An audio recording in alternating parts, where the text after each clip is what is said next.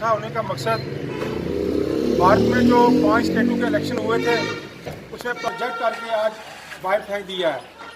3 स्टेटों में कांग्रेस की सरकार जो हमारी मेजॉरिटी से बनी है, उसके बाद ये सब कुछ जो आज हुआ है, ये बीजेपी का जो 5 साल का झूठ, जो उन्होंने फ़िरका परस्ती की सियासत की, तो लोगों को फ़िरका परस्ती में बांटा, इलाके में बांटा, तो बांट के आज लोगों ने उनका भरपूर जवाब दिया है।